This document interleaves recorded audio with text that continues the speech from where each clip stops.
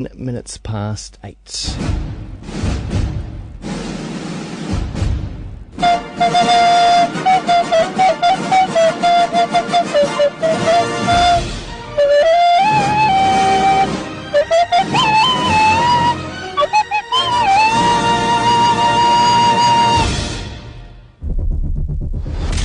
He was one of the most brilliant CIA operatives we ever had, until he went rogue. He's responsible for the deaths of multiple agents. This guy's just not going to walk into an American consulate without good reason. So what's new in Cape Town? I heard a slot open up. One slot, 37 applicants. Every one of them with more field experience than you. How am I supposed to get more experience? I'm staring at four walls all day. You're currently listening to the trailer for Safe House here on Kiwi. For the film review, Lena Lamont is back to check out this film for us. Good morning, Lena. Good morning, Wammo.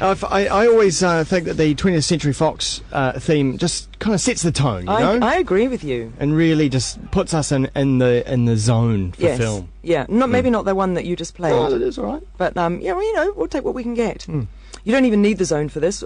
2 words. Yeah. Denzel. Safe House? No, Denzel Washington. Well, maybe 4 words. Denzel Washington, Ryan Reynolds. It's been a while since I've been acquainted with Denzel Washington. Really? Yeah, in a film. I don't think I've seen him in anything recently. Well, don't test me on what watched. was the thing he most recently did. But I don't know, I've been watching a lot of back catalogue Tony Scott films, and Denzel pretty much turns up whenever Tony needs a film made. Man on Fire, Deja Vu, those kind of films, yeah. I think Deja Vu might have been the last one I saw. Oh, right. Well, and that's worth re-seeing. No pun intended at all, but that's worth seeing time and again. Okay. Yeah. So anyway, Safe House, right. Very straightforward premise. Denzel Washington, as the trailer gives away, Denzel Washington is a CIA operative, the best that there ever was, apparently, which I think is what we said about Jason Bourne back in the day, but never mind, Jason's not in this film. Denzel Washington, who's got, his character's name is Tobin Frost, which I think is a choice name. Tobin Frost. Tobin Frost. So Tobin Frost is sort of a rogue CIA agent who suddenly turns up. He walks into the US Embassy in Cape Town, South Africa. And then, of course, they capture him and they chuck him into a safe house in Cape Town, which is almost inexplicably being run by Ryan Reynolds, who is sort of a rookie CIA agent who has no experience out in the field and has for some reason been tasked with looking after this safe house, right? Now, I take it this house isn't very safe. Well, as it turns out, Wammo, you're absolutely right. Because people do manage to bust their way in and steal Denzel Washington, or at least attempt to steal him, and then he and Ryan are on the run together, kind of in a, you know, those buddy movies of "Don't you mess with me"? Well, actually, I'm the cool guy here. Kind of, they don't really like each other, they don't want to be with one another, but they're all each other has got, kind of thing. The things that I found interesting about this film, because I'm a massive Bourne film fan, is you get a lot of, from the Bourne films, you know, you get the behind-the-scenes kind of, you get how they track one another and kind of the inside of the CIA. I'm sure it's not anything like the real CIA, but you'd be surprised. Well, maybe it's like almost a documentary. And I'd never thought about the prospect of there being a young CIA agent in a safe house in random parts of the world. Ryan Reynolds' character starts off by saying, as you hear in the trailer, I've been sitting here looking at 4 walls, waiting for a guest, as they call them, and there hasn't been one for, I don't know, like 6 months or something. So basically he's been doing nothing for 6 months, but lying to his girlfriend about where he works, as he goes off to work in a safe house where he basically sits and waits for the call. Yeah. So when he gets the call, and they bring in Tobin Frost, who, of course, all the young rookie CIA agents sort of grew up on tales of Tobin Frost. It's very exciting, and suddenly he is responsible for Tobin's life, or indeed delivering him to the CIA ultimately. And I take it the safe house is only there at the beginning, and that's yeah, pretty much. Once you're busted out of that, that's right. I mean, they're not in the house anymore. They do attempt. Well, no, you're absolutely right. You're right. I like the fact that this film is set in South Africa. Yeah. And it's kind of like they're on the run through South Africa, right? Did the safe house have a panic room? Well, I think the whole safe house is sort of supposed to be a panic room. But no, you're right. I mean, the way a safe house works, is you go in and ostensibly it looks like it could be anything, and then you go into back passages that are increasingly sort of locked down. Yeah. But these baddies don't even really need to know who the baddie. I mean, it doesn't really matter. The baddies are inconsequential, but you need somebody to be chasing South Tobin Africans. Frost. It's not entirely random. Okay. They're after Tobin for a reason. Yeah. But then, of course, you get the whole tricky thing of, well, hang on a second, is the CIA out to capture Tobin and torture him? And you get a hint at the very beginning that this is not going to go all nicely. They're not bringing him in a good way because they think maybe he has turned and is going to be causing damage. So who's the baddie here? You know, are the baddies, or is the CIA the baddie? And Ryan Reynolds obviously has that conflict of, I've been taught to operate in this particular procedure, but now I'm not sure what my ethics are, you know. The safe house seems like perhaps the only innocent party in this movie. It probably was, yeah. There's a good supporting cast. You've got Brendan Gleeson, the Irish guy from The Guard. You enjoyed The Guard, I believe. And he was in Bruges and The Guard. Yes. You've got Vera Farmiga, who was in Source Code. She's a fantastic, up in the air, fantastic actress. So there's a good supporting cast. Even Robert Patrick, the Terminator, makes a reappearance. So that's Safe House. Let's check out Chronicle. You're probably going to want to get this on camera.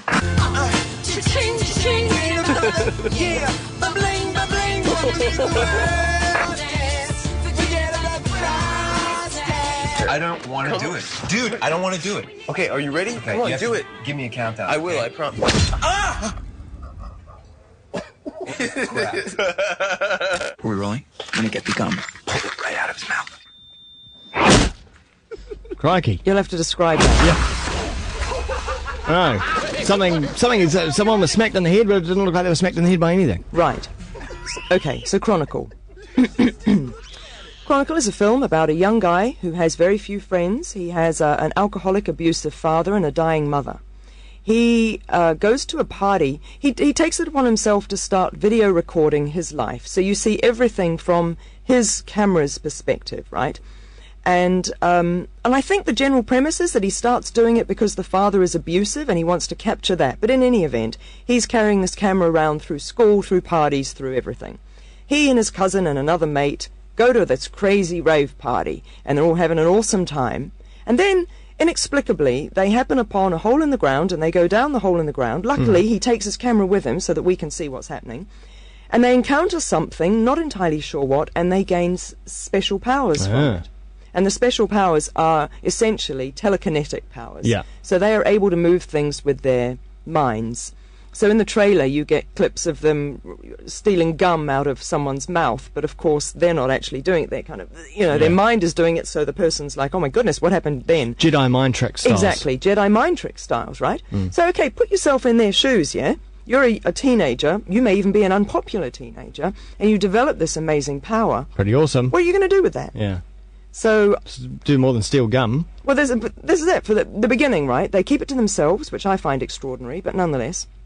The three of them sort of have this secret pact. We can't tell anybody, but we'll go and we'll hone our skills, skimming stones on the water and making toys come down from shelves in toy shops and stuff like that, right? And I'm like, what are you going to do with this?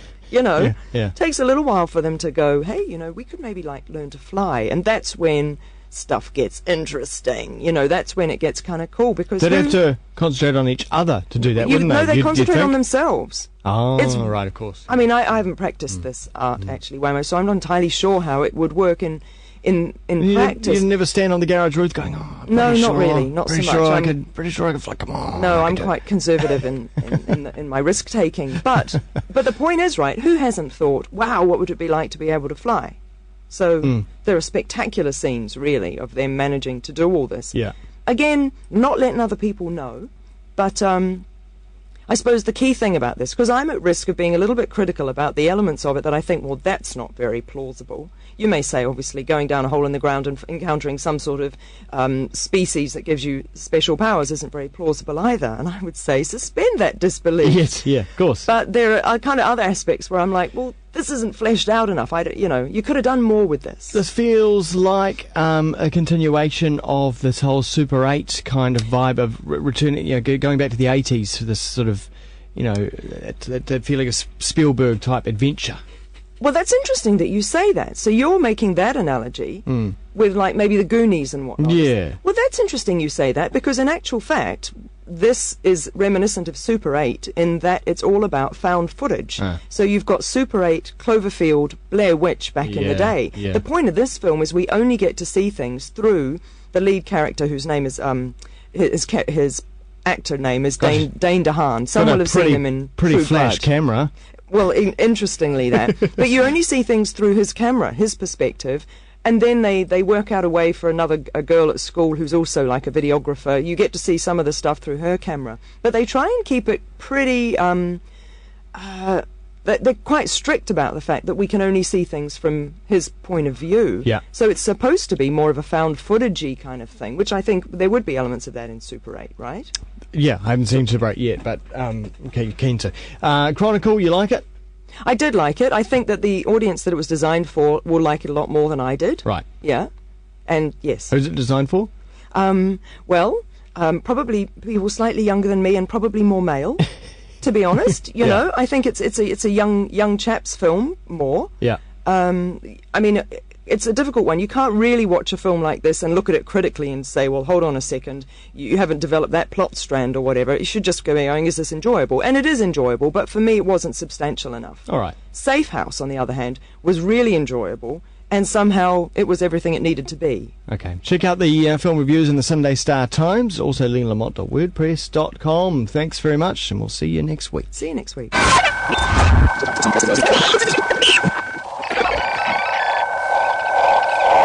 Who's making that sound? What is that? All right, dude, we're going inside. Steve, wait up. Matt, look at this! Holy